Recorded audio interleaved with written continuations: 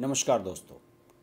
दिल्ली के राजनीतिक गलियारों में एक खबर मीडिया के एक सेक्शन द्वारा बहुत तेज़ी से प्रसारित की जा रही है और ये खबर गुजरात के चुनाव के नतीजों से जुड़ी हुई है, हिमाचल प्रदेश के चुनाव के नतीजों से जुड़ी हुई है।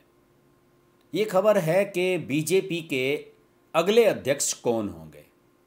जेपी नड्डा का जनवरी में कार्यकाल ख़त्म हो रहा है, शायद 22 या 23 जनवरी को उनका कार्यकाल ख़त्म हो रहा है और ये खबर बड़ी तेज़ी से चल रही है कि चूंकि हिमाचल प्रदेश में भारतीय जनता पार्टी को बुरी हार का सामना करना पड़ रहा है, इसी वजह से ये बदलाव होने जा रहा है। ये एविडेंट है, कुछ लोग ये कह रहे हैं। दूसरे, एक बात ये भी आई है सामने कि आखिरकार हटाया जाएगा जेपी नड्डा को तो अध्यक्ष बनेगा कौन, और उसके लिए भी लोगों ने नाम सोच लिया है। वो नाम है गुजरात के प्रदेश अध्यक्ष CR पाटिल का। गुजरात में आप सब जानते हैं कि बीजेपी ने शानदार सफलता हासिल की, रिकॉर्ड तोड़ जीत मिली है, 150 से ज़्यादा सीटें जीती हैं। दूसरे, पार्लियामेंट्री बोर्ड की बैठक हुई बीजेपी की दिल्ली में, अभी पार्लियामेंट का जो सेशन चल रहा है इससे पहले, जिसमें सभी सीनियर लीडर्स पार्टी के मौजूद रहे।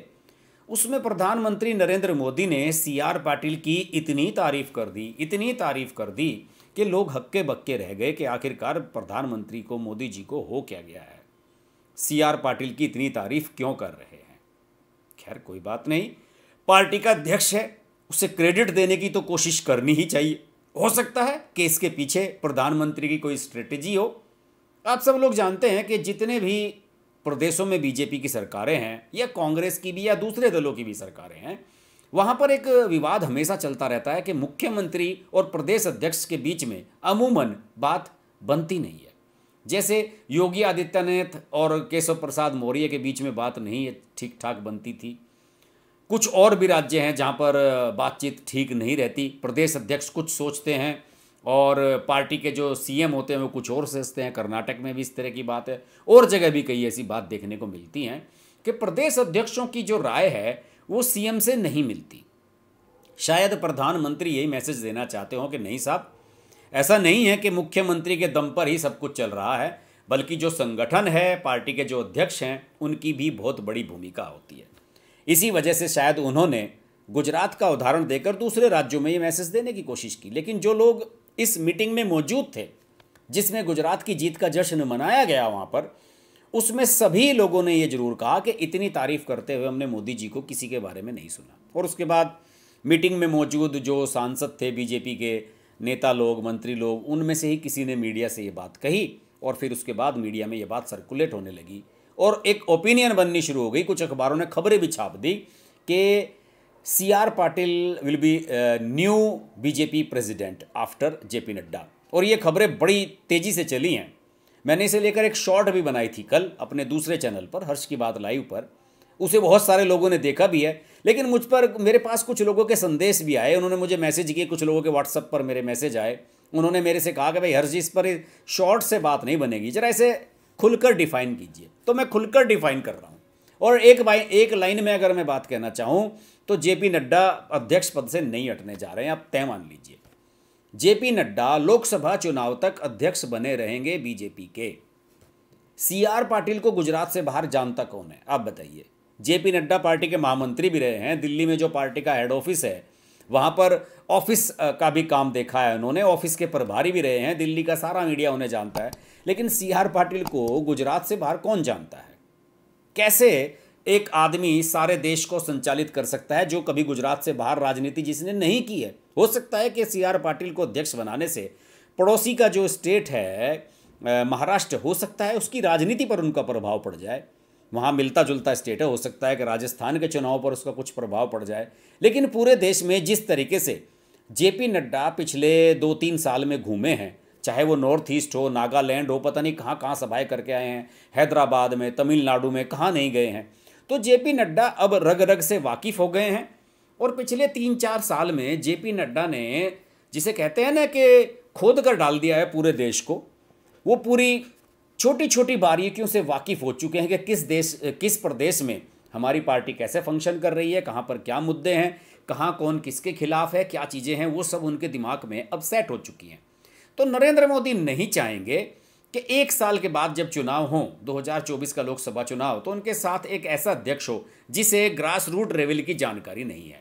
और ये निश्चित तौर पर आप जानिएगा कि जेपी नड्डा का कार्यकाल बढ़ने जा रहा है। ये मैं नहीं कहता कि मैं बहुत बड़ा भविष्यवाणी करता हूँ, लेकिन जो मेरी राजनीतिक समझ है, जिस हिसाब से मैं चीज़ों को देखता हूँ, परखता हूँ, मेरा मानना है कि जेपी नड्डा कंटिन्यू करेंगे और लोकसभा चुनाव उन्हीं के नेतृत्व में लड़ा जाएगा। दूसरी ओर एक और भी खबर चली है सीआर पाटिल को लेकर कि सीआर पाटिल ने इसी 20 तारीख को, आने वाली 20 दिसंबर को दिल्ली के जिमखाना क्लब में एक बड़ी दावत का, एक डिनर पार्टी का आयोजन किया है। वो भी अपनी गुजरात की सफलता को सेलिब्रेट करना चाहते हैं। हो सकता है कि वो सबके सामने दिखाना चाहते हो कि देखिए, मेरे प्रदेश अध्यक्ष रहते हुए बीजेपी ने ऐतिहासिक जीत हासिल की और किसी भी राज्य में इतनी बड़ी जीत हमारी पार्टी को नहीं मिली है जितनी कि हमें गुजरात में मिली है।